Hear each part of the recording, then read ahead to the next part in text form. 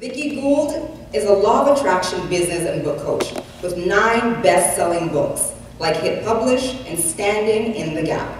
She's passionate about helping people live their legacy today through sharing their stories, and she has helped 92 others become bestsellers worldwide.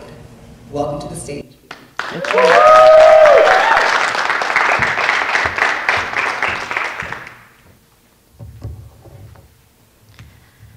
I'm so excited to be here to be able to share with you guys today. Like Karen said, a lot of people may know me actually as the woman who has 9 best-selling books. Some people might know me as the words lady because I'm all about words and stories.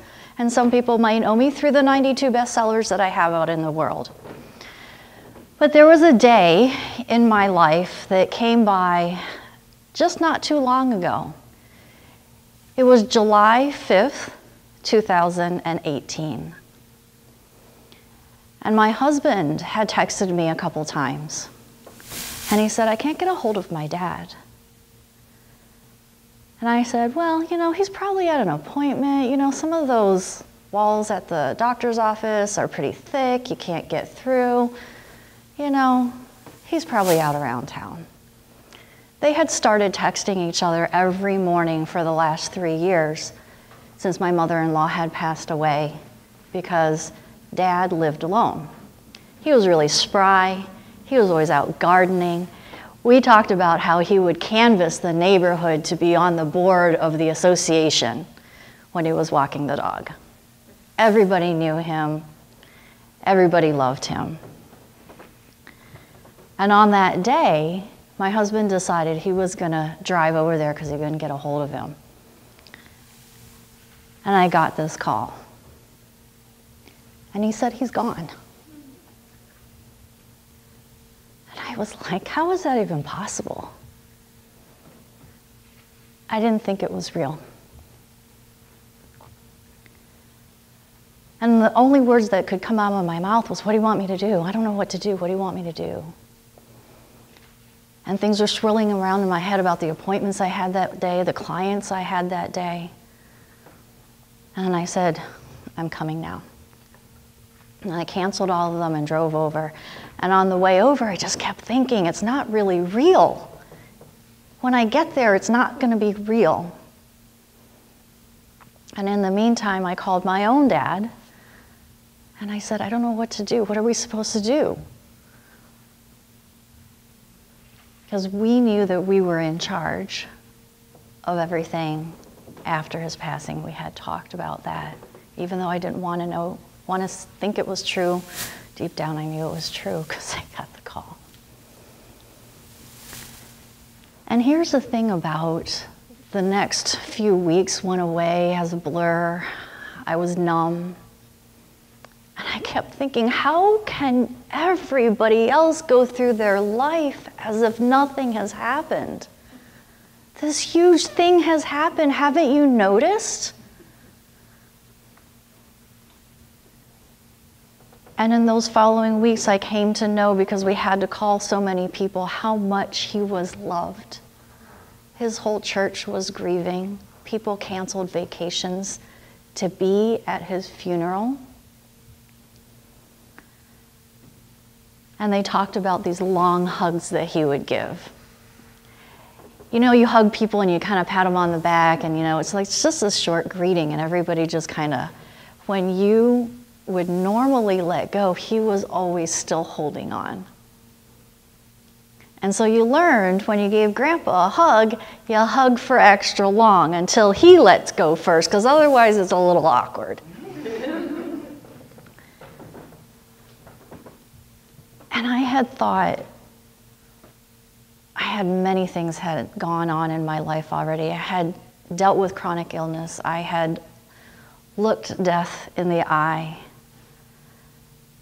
But this really made me reevaluate a lot of things. I realized that the legacy that he left was one that I wanted for me.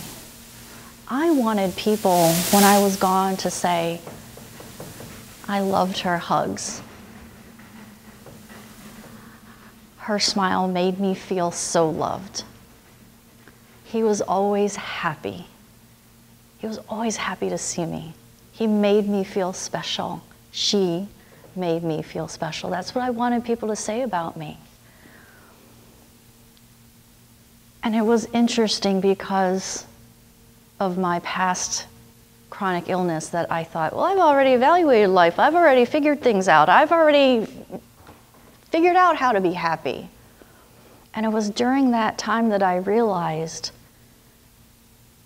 that nothing much matters in life except the impact that you have on the world, because that's what's still here once you're gone. We had asked Dad to share his stories with us. We wanted to write them down. My husband had one day a month where he would go out to lunch with Dad. And one of Dad's best friends, one of the neighbors, said he was giddy like a little kid for those days that my husband was having lunch with him. And he would tell her, yep, Mike called. Yep, we're going out next Tuesday. Yup, we're going to Panda Express. But he didn't think anybody would care about any of the stories that he had within him. But those stories were the stories that made him who he was. The stories that we have inside us make us who we are. Those struggles that we've gone through, the happy times that we've gone through, that makes us exactly who we are. And a lot of times, in the depth of our struggles, in the depths of the why me? Why am I going through this? Is the encouragement and inspiration and healing that you can give to somebody else. And that's why I am so passionate about books, about helping people to share their story across the world, and leaving their legacy now in a way that they are proud of, because we never know when we're going to be gone. Your story matters, even if you don't feel like it's something that somebody wants to hear. There is somebody out there waiting for you to show up, waiting for you to give them encouragement, because they may be in a place where they have no hope, and you're the only person that's in their corner. So I would encourage you to think about those stories that you have in your life. Think about those places that you've been to, because, like I said, the why me is exactly why you went through that journey. Sometimes that journey is because you were there to help somebody else. And people ask me, I don't know how to share my story. I'm going to be judged for my story. I'm scared to tell my story. What is my family going to think if I share this? Or maybe there's somebody that you're sharing about that doesn't want you to tell about their part in your life. And sometimes what you have to think about is the impact that you're going to have on other people rather than yourself. People ask me so much, how do I get over this fear of telling my story in a way that is vulnerable, is transparent, is authentic? And it's that spot where you're saying, gosh, should I share that? Ooh, could I really tell them that? That's exactly what people need to hear. And the way you get over the fear is to think less about yourself and more about the impact that you're going to have on the world. Because all of us in this room, I'm sure, have something that we could share with somebody. Whether your impact is within your family, whether your impact is within your community, your state, your nation, or the world, there is a reason, and you have a possibility of creating impact in somebody else's life as a wounded healer, a wounded change maker, whatever has gone through your life. You get over the fear by thinking of those people that are struggling and waiting for you. So I encourage you now that if you're one of the 82% of the population who says, I want to write a book, I think I want to write a book, don't be left in the other set that starts it, never finishes it, writes it, leaves it on their computer. 82% of the population wants to write a book. That also means that somewhere deep down inside, 82% of the population knows that there's a story that somebody needs to hear. And you all have stories as well that can help change the world, just like the 92 best-selling authors that I have. So go do that and share your story and go change the world.